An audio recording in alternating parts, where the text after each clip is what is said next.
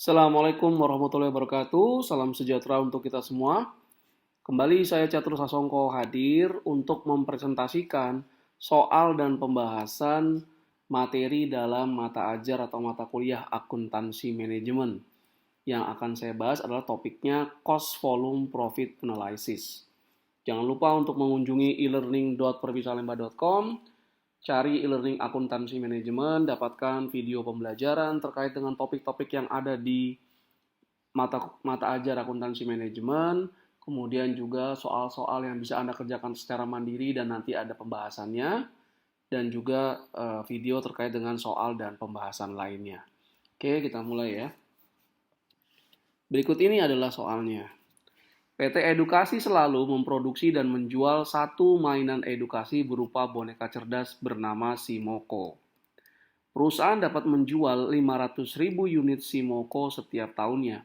Harga jual per unit adalah 125.000, biaya tetap per tahun adalah 2 miliar rupiah.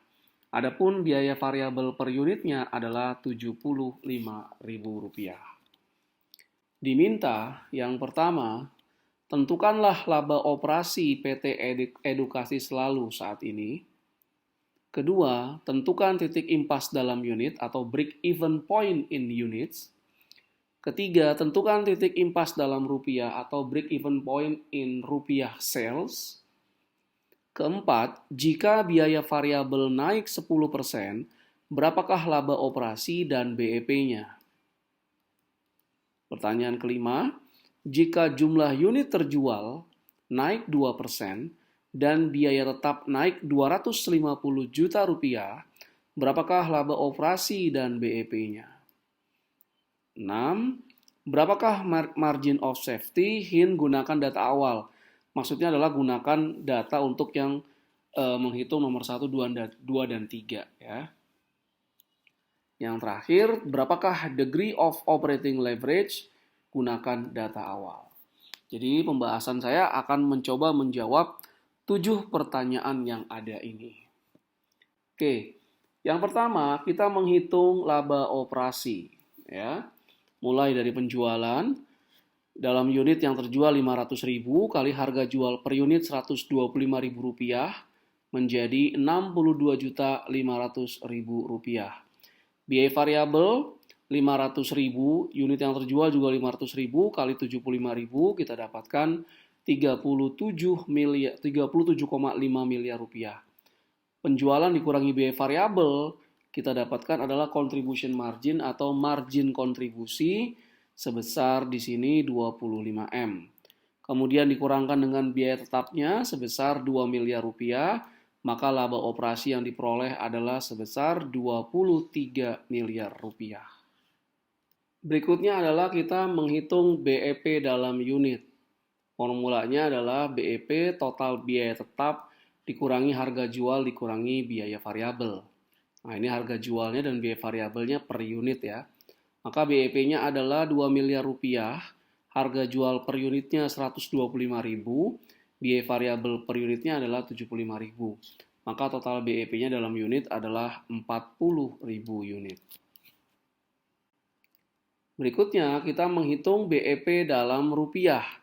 Nah, ini sebelum menghitung BEP dalam rupiah, kita mencari dulu yang disebut dengan istilah rasio margin kontribusi. Rasio margin kontribusi adalah harga jual per unit dikurangi biaya variabel per unit atau margin kontribusi dibagi dengan harga jual. Dari soal, harga jualnya 125.000, biaya variabelnya 75.000. Dan harga jual 125.000, maka margin kontribusinya rasionya adalah 40%. Setelah mendapat rasio margin kontribusi, kita menghitung BEP dalam rupiah. Nah, BEP dalam penjualan rupiah adalah total biaya tetap dibagi dengan rasio margin kontribusi. 2 miliar, nah ini rasio margin kontribusinya ke sini, 40%, maka untuk mencapai BEP, penjualan harus minimal sebesar 5 miliar rupiah. Nah, sekarang kita melakukan apa yang disebut dengan sensitivity analysis. Ketika biaya variabel naik 10%, sedangkan variabel-variabel lainnya tidak berubah, apa yang terjadi nih? Nah, pertama ke penjualan. Penjualan tetap tidak berubah. 500.000 unit kali harga jual 125.000. Kita dapatkan 62 miliar 500 juta rupiah. Nah, biaya variabelnya sendiri berarti 500.000 awalnya yang terjual sama kali biaya variabel awal 75.000 naik 1%, 10%. Nah, ini adalah 1 plus 10% ya, karena kenaikannya 10%. Kali 1,1. Maka total biaya variabelnya naik menjadi 41 miliar 250 juta. Margin kontribusi penjualan dikurangi biaya variabel, kita dapatkan 21 miliar 250 juta. Nah, kemudian biaya tetapnya tetap 2 miliar, maka laba operasinya berubah menjadi 19 miliar 250 juta rupiah. Terjadi penurunan karena kenaikan biaya variabel tidak diimbangi dengan kenaikan penjualan atau penurunan biaya tetap. Oke.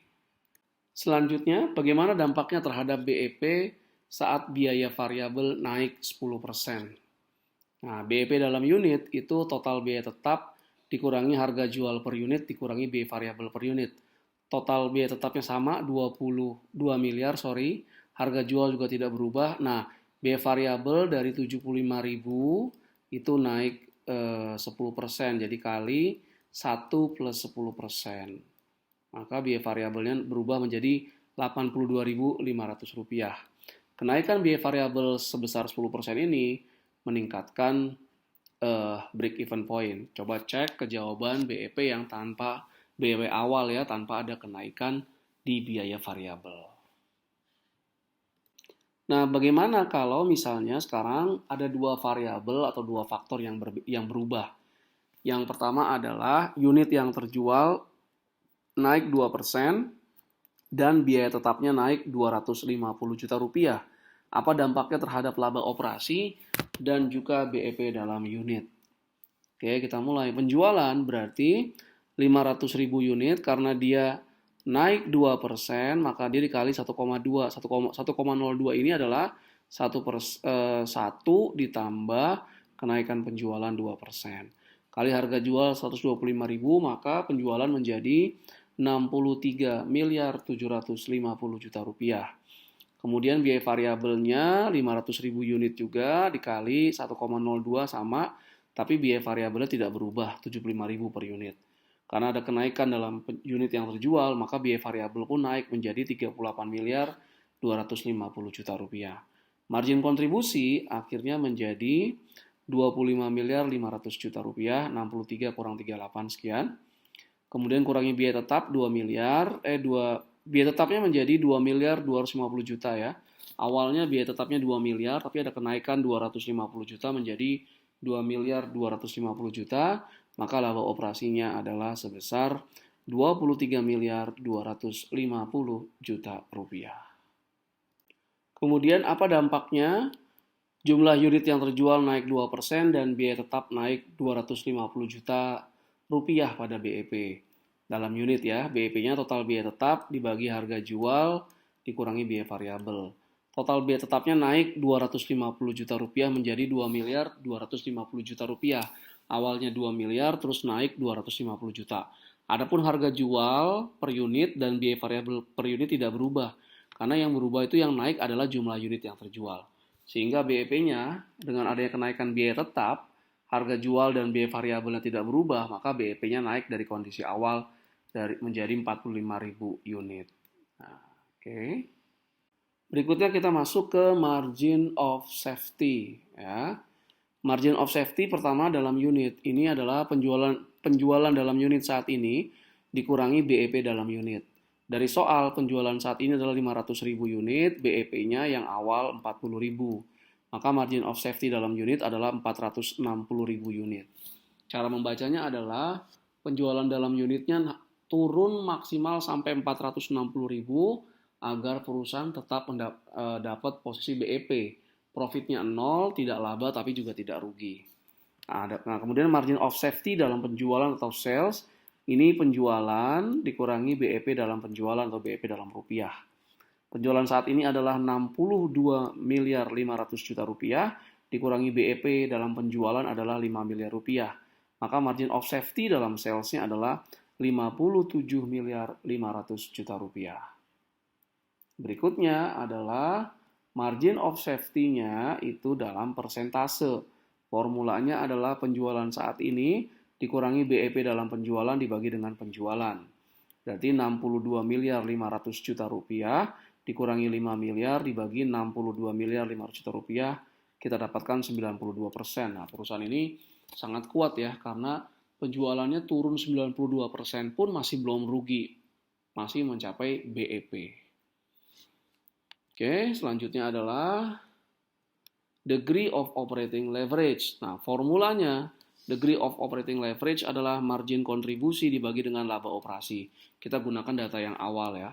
Nah, silakan lihat margin kontribusi ya di jawaban sebelumnya itu 25 miliar, adapun laba operasinya 23 miliar rupiah, sehingga degree of operating leverage-nya adalah 1,08. Sangat tinggi. Oke, jadi kalau misalnya nanti penjualan naik 10% tahun depan, maka laba operasinya akan naik sebesar 1,08 kali 10%, atau akan naik laba operasi sebesar 10,8%. Kalau naik 20%, berarti laba operasi naiknya 1,08 DOL-nya kali 20% ya, seperti itu. Oke. Dengan demikian berakhir sudah penjelasan saya terkait soal dan pembahasan CVV Analysis, salah satu materi dalam mata ajar akuntansi manajemen. Terima kasih atas segala perhatiannya. Mohon maaf jika ada berbagai kekurangan. Assalamualaikum warahmatullahi wabarakatuh.